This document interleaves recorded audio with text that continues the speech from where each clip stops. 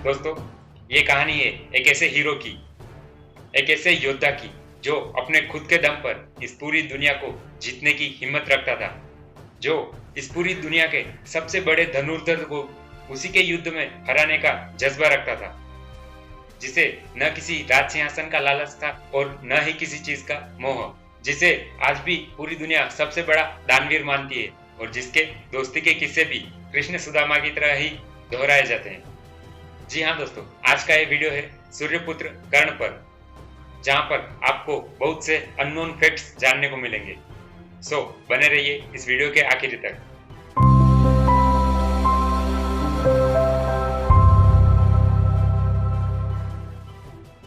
तो हेलो दोस्तों, एक बार आप सबका फिर से स्वागत है डायरेक्शन ऑफ लाइफ के इस डिजिटल और मोटिवेशनल प्लेटफॉर्म पर। कर्ण साक्षात सूर्य देवता का पुत्र था और उसे बचपन से ही दिव्य कवच और कुंडल जन्म से ही उसे मिले हुए थे, जिसके रहते कभी भी कोई भी उसका कुछ नहीं बिगाड़ सकता था। दोस्तों, कर्ण वो महान योद्धा था जो अकेले अपने दम पर इस पूरे महाभारत के युद्ध को जीतने की ताकत रखता था।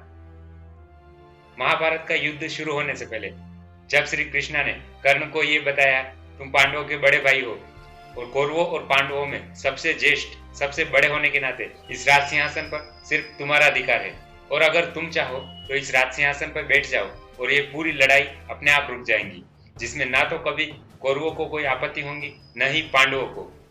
लेकिन दोस्तों, कर्ण ने यह प्रस्ताव अस्वीकार कर दिया। कर्ण को तो सिर्फ अपनी दोस्ती निभानी थी। दोस्तों, आपने श्री कृष्ण और सुदामा की दोस्ती के चर्चे तो बहुत सुने होंगे, लेकिन क्या आपको पता है आज भी कर्ण की दोस्ती के भी किस्से सुनने में आते हैं।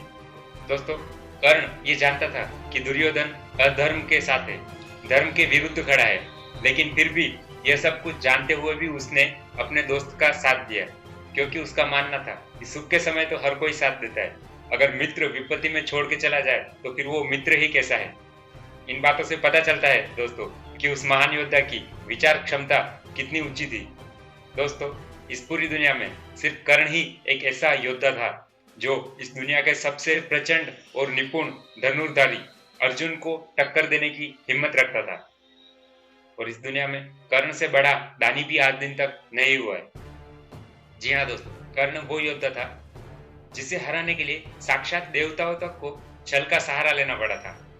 कर्ण को युद्ध में हराने के लिए उससे उसके दिव्य कवच और कुंडल अलग करना बहुत जरूरी था, जिसके लिए साक्षात इंद्रदेव ने ब्राह्मण का रूप बनाकर उससे भिक्षा में उसके दिव्य कवच और कुंडल दान में मांग लिए थे। और आपको पता है दोस्तों, ये वो दानवीर था जिसने हंसते हंसते पूरी खुशी के साथ अपने कवच और कुंडल खुशी से निकाल के उस ब्राह्मण देवता के हाथ में रख दिए थे। वो ये जानता था कि इसके बाद कभी भी मृत्यु उसका वरण कर सकती है, लेकिन ऐसे योद्धाओं को मृत्यु का भय कहाँ होता है। जिस दिन शाम को अर्जुन ने अपने बाणों से कर्ण का शरीर भेद दिया था और कर्ण का शरीर क्षत विक्षत होकर रणभूमि में धरती पे जा गिरा था, और शाम को युद्ध विराम का शंखनाद होने के बाद हर एक योद्धा अपने अपने शिविरों की ओर लौट चुके थे, तब अर्जुन का मन बड़ा बेचैन हो रहा था। वह कर्ण को मारकर भी खुश नहीं था, क्योंकि उसे पता था कि उसने उसके बड़े भाई को मारा है, और यह बात जब उसने बचे हुए पांडवों को ये बात बताई, कर्ण उन सब का बड़ा भाई है, तो वो पांचों पांडव कर्ण से मिलने के लिए बेचैन हो उठे। उन्होंने अपने ही बड़े भाई को आज युद्ध में मृत्यु की शैया पर सुला दिया था, और कर्ण का कटा फटा और घायल शरीर तीरों की शैया पर रणभूमि में पड़ा हुआ था। तो वो पांचों पांडव रोते बिलखते कर्ण से एक बार मिलने के लिए रणभूमि की ओर दौड़ पड़े। वो पांचों भाई एक बार कर्ण से मिलकर उसे गले से लगाना चाहते थे। और दोस्तों, क्या आपको पता है, जब वो उस युद्ध भूमि में पहुंचे तो वहां पर कर्ण का शरीर नहीं मिला था। उन्होंने कर्ण के शरीर को पूरे युद्ध भूमि में छान मारा, और तभी अचानक उन्हें पास की पहाड़ी से आग की ऊंची लपटें उठती हुई दिखी, और वो पांचों भाई उस दिशा में चल पड़े। और दोस्तों, क्या आपको पता है उन्होंने उस पहाड़ी पे जाके क्या देखा? जैसे ही वो उस पहाड़ी पर पहुंचे तो उन्होंने वहां पे देखा कि वहां पे एक चिता जल रही है, और उस चिता पर कर्ण का मृत शरीर रखा हुआ था। और दोस्तों, आपको पता है उस चिता के पास कौन खड़ा था? और उस चिता के पास खड़े थे श्री वासुदेव कृष्ण। जी हाँ दोस्तों, श्री वासुदेव कृष्ण ने ही कर्ण के शरीर को उस युद्ध भूमि से उठाकर वहां पर लाकर उसका अंतिम संस्कार किया था। और दोस्तों, ये दृश्य देखकर पांचों पांडव आपस में फूट फूट कर रोने लगे।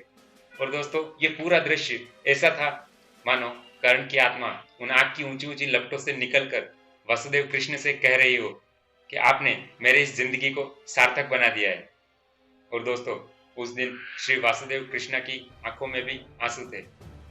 दोस्तों, ये वो योद्धा था जो पल पल पर इस समाज के द्वारा प्रताड़ित होने के बाद भी हमेशा अपने आप पर विश्वास रखते हुए इस दुनिया में अपना नाम अमर करके गया है। तो ऐसा योद्धा एक महाबली नहीं होगा तो फिर और कौन होगा। इसलिए तो आज दुनिया उसे महाबली सूर्यपुत्र कर्ण के नाम से जानती है। सूर्यपुत्र कर्ण की जिंदगी पर बना ये वीडियो आपको कैसा लगा, ये कमेंट करके मुझे जरूर बताएं। मुझे आपके वैल्यूएबल कमेंट्स का इंतजार रहेगा।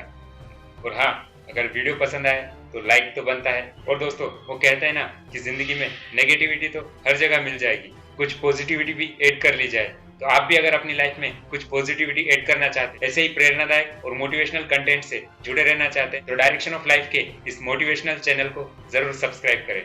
तो दोस्तों, मिलते हैं एक बार फिर से अगले वीडियो में। तब तक बने रहिए डायरेक्शन ऑफ लाइफ के साथ और दीजिए आपकी लाइफ को एक पॉजिटिव डायरेक्शन। जय हिंद।